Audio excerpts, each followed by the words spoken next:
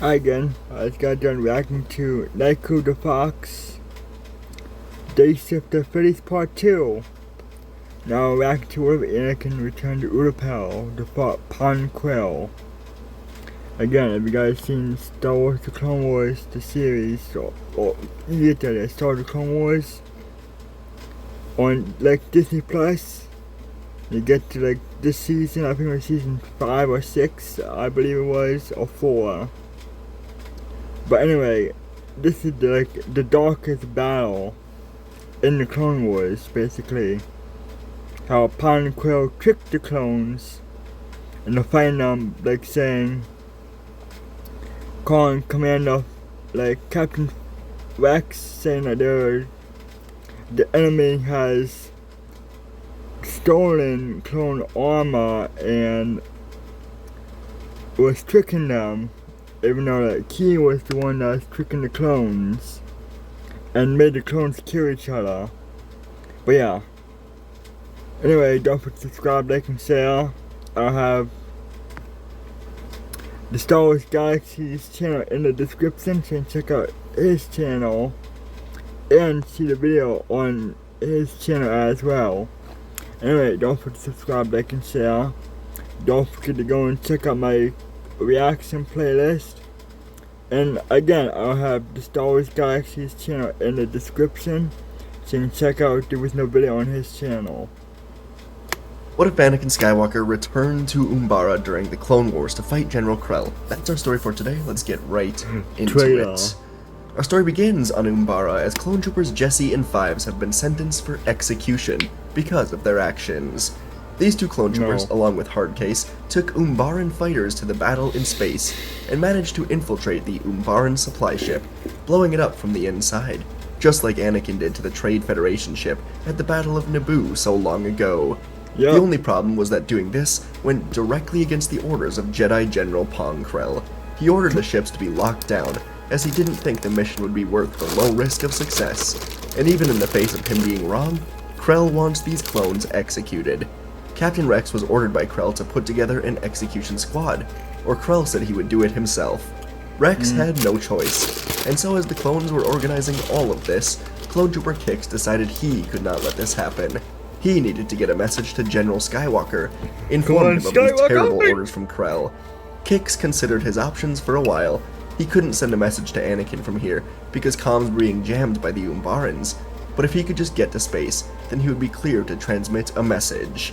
Kix handed medic duties off to one of the clones learning from him, and he snuck through the hangar bay, all the way to the last ship in line. He got inside of the ship and got himself familiar with the controls before quietly taking off, staying just barely above the tree line so sensors would not pick him up. Luckily, Krell, Rex, and everyone else were far too focused on the battle and the executions coming up to notice Kix's disappearance.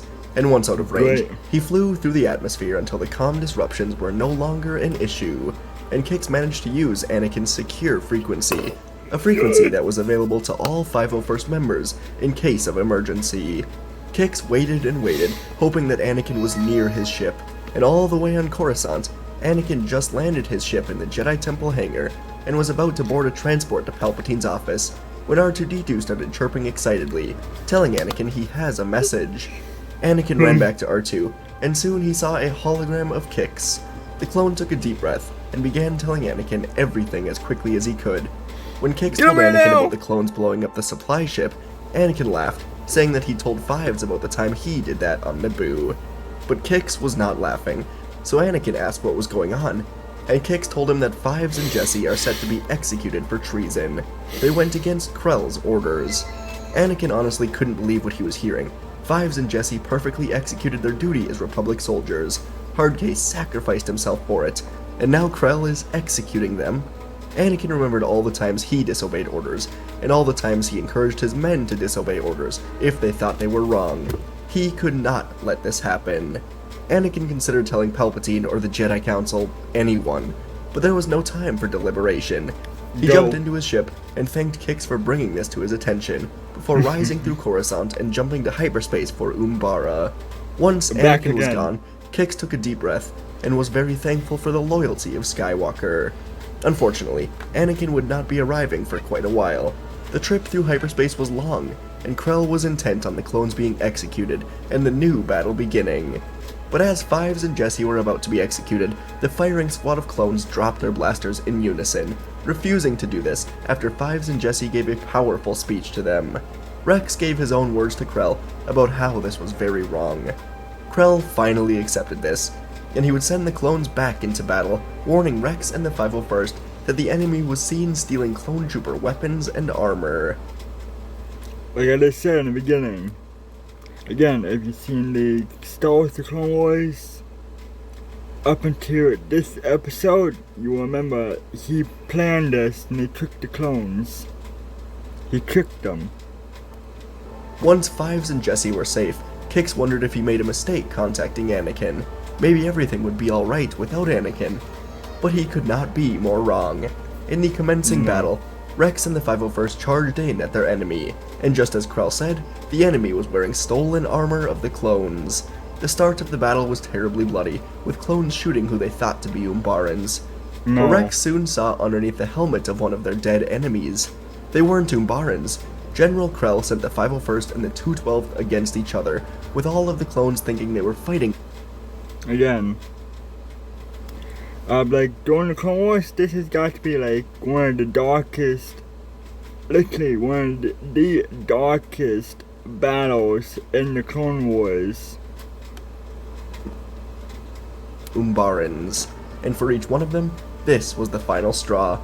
Rex gathered a group of around 20 of the best clones, and they began marching towards the tower that Krell was waiting in. They were going to arrest him for treason. But as they were marching to the tower entrance, a Jedi starfighter entered the atmosphere, landing down in front of them. Anakin Skywalker quickly exited, and he asked the clones what was going on. Rex didn't expect this at all, and he began fumbling for words as Kix yelled that he called for Anakin to return, to help them. Rex nodded, then told Anakin what happened after the execution was called off. Krell sent his men against each other, and now they are going to arrest him. Anakin looked to Rex, Fives, Jesse, Kix, and every other one of the clones in this group, and he got side by side with Rex, saying they'll do it together. And so Anakin and the clones entered the elevator, and no one said a word. Some of the men may have been wondering if Anakin was just like Krell. Others trusted Anakin without a doubt. And together, as the door opened, the clones spread out into the room, surrounding Krell. He slowly turned around, facing Anakin and Rex as Anakin ignited his blade, telling Krell that in the name of the Galactic Senate of the Republic, he is under arrest. Krell just softly laughed, telling Anakin he was always one to disobey orders. Choosing the clones will not be wise. Anakin didn't say a word, and everyone began slowly closing in on Krell as he smiled and said, "It's treason, then," before igniting all 4 of his blades and spinning them to kill 4 clones. How ironic. Exactly what Palpatine said to the Jedi. Then using a force push to send the rest of the clones crashing hard into the wall. Anakin didn't budge, but Krell turned and smashed the window before flipping out of it, landing hard on the ground. More clones ran at Krell, firing at him, and Anakin followed by jumping out of the window and landing behind Krell as he ran into the forest. Anakin chased him as quickly as he could, and he yelled at the clones to have a couple of them get into Umbaran ships to help search for Krell through the air. Once in the forest, Anakin held his blade up as he looked around for the fallen Jedi. Anakin thought he heard Krell laughing, but realized the wind may be playing tricks on him. Rex and the others caught up as 2 ships flew overhead, shining their lights down into the forest. Krell could be anywhere. Anakin and the clones moved further into the forest, listening, looking, waiting. And finally the booming voice of Krell called out to Anakin. He told Skywalker that he can feel his inner darkness. Everyone can. The Jedi, the Sith, Obi-Wan. And he said the Council should have never let him into the Order. It will be their downfall. Anakin called out that he would never join the dark side. He is not weak like Krell. And Krell laughed again, saying he simply accepted his darkness, while Anakin hides who he truly is. Anakin was frantically looking around when Krell finally emerged, jumping from atop a tree to smash his lightsabers through one of the Umbaran ships with the clone inside. It crashed to the ground, and Anakin ran to the crash, moving through the smoke to save the clone pilot, when 4 blades ignited in the smoke and swung down at Anakin. He dodged the initial swings, swinging back at Krell with 2 of them as they finally began their duel, aggressively cutting through trees, trying to defeat each other. Anakin's skill in the Force and with his blade had the potential to far surpass any Jedi alive, and he knew it. He stepped forward with confidence, easily deflecting the swing from one of Krell's blades as their sabers were clashing in the red glow of the forests. The clones were circled around the 2 of them, looking for openings to fire, but Krell and Skywalker were moving too fast. The clones didn't want to distract Anakin. Krell held one of his sabers over his head as the other made a sweeping arc that cut through the air around Anakin's legs. The combination of these blows would have killed many Jedi with less experience, but Anakin has been in as many lightsaber fights as anyone else. He was ready for this. He brought his own weapon up to meet Krell's, then rapidly moved into a downward arc to deflect the swing of Krell's other weapon. The 2 dual-bladed sabers were hard to defend against, but Anakin was quick. As he and Krell exchanged clashes, Anakin quickly brought his own blade upward once more, slicing into the hilt of Krell's upper weapon, severing it in half. Both pieces of the saber clattered to the ground, and now Anakin gave Krell a smile, taunting the fallen Jedi, hoping he overplays his hand. Krell moved back in with his one saber, but now Anakin was being overly aggressive, not being merciful at all, feeling the Force swirl around him at every blow, pressing the attack, slamming his fist into the ground, and Krell stumbled backwards as Anakin jumped forward, and as Anakin was trying to get back into the battle, Krell was able to spin forward now, slashing twice, then tried to hit Anakin in the face with his hilt, but Anakin cut through Krell's other saber, and Krell was now left with just half of a green blade. Krell saw now that he would not defeat Anakin in a fair fight. The clones were all circled around again, and Krell had an idea. He would use Anakin's mercy against him. He reached out, grabbing Rex with the Force, pulling the clone towards his blade, and as expected, Anakin leapt forward to save the clone captain. Krell quickly dropped Rex to the ground, and in this distraction he was able to slice forward on Anakin, cutting him across the face. Everyone fell silent as Anakin stumbled to his knees, yelling out in pain. The clones looked to their leader as he said, "I can't see," and Krell kicked him unconscious before grabbing Anakin's limp body, taking off through the forest once more. The clones were in shock. Krell was gone just like that, and Rex stood back up, ordering his men to get back to the tower, contact General Kenobi, warn him of what is coming. Obi-Wan was on the other side of the forest, inside of the captured capital, when he received a transmission from Clone Trooper Oppo. Cody and Obi-Wan took it together, and Oppo quickly recapped everything that happened. Obi-Wan was deep in thought and despair for the clone that died at the blade of a Jedi, but he felt even worse when Oppo revealed that Krell was likely headed there to steal a ship and try to escape. Cody said they'll do whatever it takes to bring Krell down, and Kenobi thanked Oppo before ending the transmission. Obi-Wan would spread all of his men out across the city to every single hangar bay, making sure no ship could take off without them knowing, and he stood atop the Capitol Tower roof, waiting, watching, needing to save Anakin. They waited for quite a while, until Obi-Wan saw the green blade ignite at the far end of the city. Obi-Wan flipped all the way down to the ground, landing next to a squad of clones, and they all ran to the hangar where Krell was spotted. A Republic gunship flown by Krell took off into the air, but before it could fly away, Obi-Wan reached out, grabbing it with the Force. The gunship put all its power into the engines, and Kenobi was using both hands, with his feet skidding across the ground.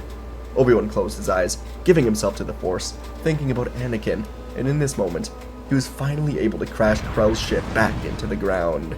Obi-Wan and the 20 clones surrounded the ship, as Krell was grabbing at his head. His final saber was broken. He was defeated. Cody was about to shoot him with a stun blast, as Krell was accepting this defeat. He would find a way to free himself, Krell thought. But before Cody could shoot, Anakin woke up, and a blue saber ignited through Krell's back. The fallen Jedi died looking up at Anakin Skywalker, and Anakin fell back to his knees, grabbing at his eyes. Krell blinded him, and he was basically begging Obi-Wan to help him, as Obi-Wan ran up, telling Anakin it would be alright. The Jedi Master walked his former Padawan back to a transport, where he would be brought back to a Republic Venator, taken back to Coruscant. Once on the ship, Anakin was knocked out to deal with the pain, and he could be bandaged up. He stopped Krell from killing more clones, but it cost him his vision. When Anakin eventually did wake up, he waited for his vision to come to him, but it never did. He quickly remembered everything and was filled with anxiety, until a soft hand touched his, and Padme called out to him, telling Anakin she's here, she will always be here. The two of them shared a long hug as Anakin found out he was inside the Jedi Temple medical rooms. Obi-Wan requested for Padme to be here. Anakin started talking about how his life as a Jedi was over. He can't fight in a war like this. He can't train Ahsoka like this. He failed. Obi-Wan and Ahsoka were both here as well, and they assured Anakin that with proper training, it is possible that he can become more powerful than he was before he was blinded. One of the first lessons every Jedi learned is how to use the Force to see things around them. Your eyes can play tricks on you, but if one masters the ability to see through the Force, then there is no need for eyesight. This would be much harder to learn while actually being blinded, and Anakin heard this. It did give him some hope, but as he stood up from the table, he crashed into a medical tray, and everything clattered to the floor. He felt useless, clumsy, and he had temple guards guide him to his room. Once inside, Anakin fell onto his bed, and he let himself wallow in his pain and sadness. He was supposed to be the chosen one, the most powerful being in the galaxy, and yet he was tricked into being blinded by some fallen Jedi. The more sad he got, the more tired he got, and soon Anakin was asleep. A week would go by in the war, and Anakin would slowly begin feeling less sorry for himself and begin training himself to see through the Force inside of his room. Good. He knew that Obi-Wan and Ahsoka were out in battle together. Padme was off-planet in peace negotiations that were likely to go nowhere, but Anakin was focused on himself. The silence around him while inside his temple quarters was a very stark contrast to the chaos that had left him behind. The darkness that now enveloped his vision was suffocating, a constant reminder of his new weakness and vulnerability. Come on. Your child is awesome. A constant reminder of his new weakness and vulnerability. Yet the Force pulsed through him, more vibrant and alive than ever before. Anakin reached out with his mind, trying to grasp the world around him, to see without seeing. The process was grueling. Every step forward was met with 2 steps back. His frustration mounted with every day that went by. It was like training an injury that refused to heal. But each failure taught him more of how to succeed. He could soon feel the presence of objects around him, the faintest shifts in the air, the subtle hum of life. Slowly, Anakin began to navigate his room, stumbling less with each passing day, realizing he knew the exact layout of his room, without even needing to feel around anymore. One big problem with this new training that Anakin was putting himself through was that he shut out those closest to him. Anakin felt like he was a burden until he was at full strength, so Ahsoka was temporarily reassigned to Obi-Wan, and the 2 Jedi felt very sorry for Anakin. They would sometimes see him in the training room making little progress, and they hoped he would come back to them soon. Padme missed Anakin the most, but in Anakin's mind, Padme married a strong, confident, powerful Anakin. She didn't sign up for this version of him, so Anakin left her alone, much to Padme's dismay. After a month, Anakin's solitary training had yielded significant progress, and he was letting Master Yoda help guide him along this path. He ventured to the Temple's training room much more often, where droids awaited him and Yoda. The transition in this training was daunting. No longer confined to his own training or the familiar layout of his quarters, Anakin faced a new environment. The training droids moved swiftly, blaster bolts consistently hitting Anakin, and Anakin's reliance on the Force became stronger by the day. He no longer could anticipate attacks with his eyes, but he had to feel the intent behind them. He could hear the faint sound of the droids powering up. He could feel the heat of the lasers approaching him. He was beyond dedicated to the progress, and soon he was progressing faster than before. By the 3rd month, Anakin's progress was nothing short of extraordinary, at least mentally. Physically, Anakin looked like he hadn't shaved or cut his hair in months, because, well, he hadn't. He focused solely on finding this power again. He moved to the final stage of his training, lightsaber combat, facing off against Jedi Knights, and he found new challenges. Opponents were unpredictable, unlike the droids. Tactics and strategies varied. Different lightsaber forms caught him off guard. Yet the Force guided Anakin, transforming his blindness from a weakness into a strength. Eyes played tricks on him, and Anakin's combat style evolved, relying on intuition and the Force's guidance rather than his sight. Each swing of his blade was precise, each parry was perfectly timed. The darkness that once crippled him became a vast, boundless plane through which the Force flowed through him. And soon, Anakin welcomed this darkness. It showed him how to find the light. More and more time would go by, as Anakin was back to his power before the injury, only now he was much more mature. And Yoda soon spoke to Anakin on a personal level, telling him to talk to his friends again. They need him, just as much as he has always needed them. Anakin genuinely thanked Yoda for all of his help, as Yoda was now headed to Kashyyyk to help with the droid attack on the Wookiees. In the recent weeks, the Jedi were getting closer and closer to discovering the identity of Darth Sidious, and an attack on Coruscant was launched recently. Above the planet, Dooku and Grievous had captured Palpatine, but before they could jump to hyperspace, Yoda and Windu fought and defeated Dooku. He was killed as the ship crashed into the ground, but with Dooku gone, the Jedi were closing in on Grievous to make Palpatine end this war once and for all. As the Jedi were searching for Grievous, Palpatine himself was considering new plans. Anakin hadn't stopped by to speak with him in so long, ever since his injury to Pong Krell of all people. Palpatine had to abandon any hope of Anakin being his apprentice, and he pictured young Skywalker wallowing away in the temple, stumbling around without his eyesight. It was a pathetic thing to imagine. Palpatine instead would go without a true apprentice, at least until someone close to Anakin in power level was born or revealed, and he would instead turn many vulnerable Jedi to be his band of Inquisitors. He would win. He didn't need Skywalker. And in the temple, as Obi-Wan was getting ready for a new council meeting to discuss Grievous, he felt a familiar presence behind him. It was Anakin. And Anakin walked up to his old master, giving him a hug. Anakin could feel the joy radiating off of Kenobi, and Anakin apologized for being so distant. The two of them hadn't truly spoken in so long. Obi-Wan told Anakin there was no need to apologize, and that he just spoke to Yoda, who praised Anakin's ability to overcome his injury. The two of them walked through the temple together, enjoying each other's company, until they came upon Ahsoka. In this timeline, Ahsoka was not blamed for the temple bombing, and she stayed in the Order under Obi-Wan's teachings. She actually became a true Jedi Knight about a week ago, and had full control of the 501st. Anakin now walked with Ahsoka, congratulating her on the promotion. Ahsoka and Anakin shared some heartwarming laughs, as Ahsoka told Anakin many stories about the war and the clones, while Anakin was training himself back to full strength. Anakin promised Ahsoka that once this war is over, they will be spending much more time together. Anakin missed Obi-Wan, who he saw as a brother, and he missed Ahsoka, who he saw as a sister. And Ahsoka would learn now that she was assigned to go to Mandalore with half of the 501st, while the other half stays on Coruscant. Mandalore was where the people were suffering under Darth Maul, and Obi-Wan was going to Utapau to face Grievous. So while the two of them left to their new battles, Anakin went to see his wife. Padme was alone in her apartment when C-3PO informed her that a guest was waiting on the balcony. Padme remembered the times when this would mean that Anakin was here, and today she was filled with relief as she walked out to see Anakin, staring out at the traffic, turning and hugging his wife, apologizing and thanking her for being patient with him. Padme told Anakin she would have waited for him forever. She knew there was so much light in him, it just had to be reawakened. The two of them would spend the day together, and Padme would give Anakin a custom wrap around his eyes that she made for him, until Anakin had to return to the temple, as Windu called for him. Upon arriving back, Windu told Anakin that Grievous is dead, and the Jedi are moving in on Palpatine to make sure he gives up his emergency powers. Anakin asked Windu what he needs from him, and Windu assigned Anakin to be the protector of the temple. If Palpatine somehow tries anything, then Anakin must be ready.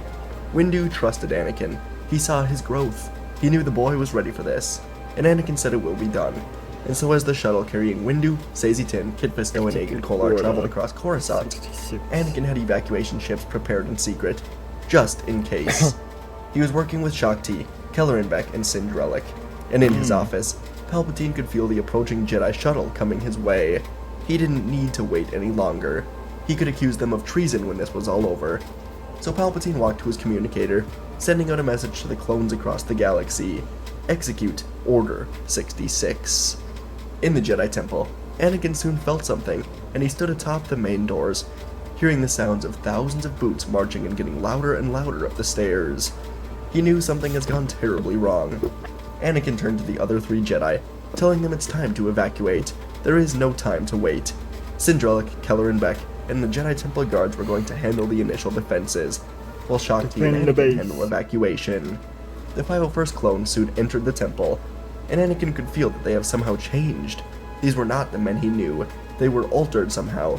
They were here to kill without mercy. Anakin was assigned to protect the younglings, and he was soon guiding them through the temple, away from the firepower of the clones versus the Jedi, when finally he reached the temple hangar. The evacuation ships were being flown by Jedi, and were waiting just outside the hangar, but as Anakin entered the room, a yellow lightsaber swung for his head. Anakin ducked, igniting his blue blade. The Temple Guard, now the Grand Inquisitor, told Anakin he would not be allowed to leave. Anakin told the guard to surrender, or he will have no choice but to defeat him. The guard laughed, looking at Anakin. He would defeat Anakin easily, he thought, and the guard took a step to the left, and Anakin heard it so perfectly. He felt the swing from the yellow lightsaber, and Anakin easily sidestepped, before grabbing the lightsaber hilt, shutting down the saber, and stabbing the Temple Guard with his own blue blade. Anakin apologized as he died, and then guided the younglings to the evacuation ships. The Force flowed through him like never before. Across Coruscant, Palpatine waited in his office as Windu and Fisto entered. Agen Kolar and Saesee Tiin were killed by the clone troopers throughout the building, but the other two Jedi arrived, igniting their blades, telling Palpatine that his time was up, and a duel would begin as Sidious took on Windu and Fisto, battling through the office. Back in the temple, the evacuation ships took off with all of the younglings safely aboard, and it escaped into hyperspace for Tython. Anakin sprinted back into the temple, using the Force and his blade. This is from... Yeah, what if Anakin defended the Jedi Temple? Or what if Anakin defended the temple? I think I did a reaction to this video before. I'm not sure, but I think I did a reaction to this video. But if not, I'm going to do a reaction to it later today or after this video. But either way, I think I did a reaction to this one. The one that's like right here, this thumbnail right here. What if Anakin defended the Jedi Temple? But again, if I didn't do a reaction to it, I would do it later today or after this video. In the temple, the evacuation ships took off with all of the younglings safely aboard, and it escaped into hyperspace for Tython. Skywalker. Anakin sprinted back into the temple, using the Force and his blade to defeat clone troopers, doing his best not to kill any of them, instead just knocking them out. With Shakti, the Temple Guards, Kelleran, and Sindralic fighting with him, the Jedi were able to drive this half of the 501st into defeat, as they were killed, knocked out, or forced to retreat as the rest of the Jedi boarded the final transport out of here. But not Anakin. Anakin took his own ship to the executive office, using the Force to fly perfectly through the air until he got to the office window, diving through it as he heard lightsabers clashing. In the other room, Windu and Fisto were both still alive, battling Sidious to the window, and Anakin leapt into the fray, helping the Jedi defeat Sidious once Fisto, you're still alive? and for all. Sidious was overwhelmed by the three Jedi, dying to Anakin's blade after Windu pushed him hard to the ground. And with the Sith Lord dead, the three Jedi took off to Tython to meet with the rest of the surviving Jedi Order. 1 year later, Anakin was sitting by the Lake of Naboo with his wife and his twin children. Not long after the defeat of Palpatine, the Republic learned the truth and the war was ended, with Bail Organa becoming the new Chancellor. The clones were all freed of their inhibitor chips and allowed back into the Republic. Anakin officially rekindled his relationship with Obi-Wan after he defeated Grievous, and with Ahsoka after she defeated Maul. The galaxy was at peace, and Anakin was living the life he always dreamed of. Despite no longer having his eyesight, he felt the world around him like never before, and his wife and friends were here to support him through all of it, as Jedi Master Anakin Skywalker was raising his children to soon be the next generation of Jedi. And folks, that is where our story ends today. One of the longer ones I've done in a while. Really focused, I just recently, like the last couple days, just turned on the Umbaran arc of Clone Wars. I just said why not? And the whole time I was like, alright, I gotta make a video about this. It's a masterpiece. It's so good. So, yeah, decided to do that. Hope you guys enjoyed listening to this one. Yeah, Anakin goes blind from Pong Krell. I think Anakin defeats Pong Krell in battle pretty easily, so I wanted to kind of have a conflict here where Krell uses Rex to kind of distract Anakin, and then blinds him. Anakin ultimately stabs him in the heart after they crash because of Obi-Wan, but yeah, that was fun to write. Hope you guys enjoyed that. The second half of the story was just Anakin overcoming this, not failure, but injury. So, thanks for listening. Hope you guys enjoyed, and I'll see you in the next. What do you mean by that? Let me see. Krell uses Rex to kind of distract Anakin, and then blinds him. Anakin ultimately stabs him in the heart after they crash because of Obi-Wan, but yeah, that was fun to write. Hope you guys enjoyed that. The second half of the story was just Anakin. Oh, this one, I thought this was like a part 2, alright. Overcoming this, not failure, but injury. So, thanks for listening. Hope you guys enjoyed, and I'll see you in the next video. Yep.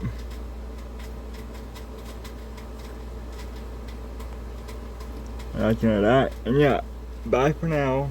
Don't forget to subscribe, like, and share. I'll have the Star Wars Galaxies channel in the description below.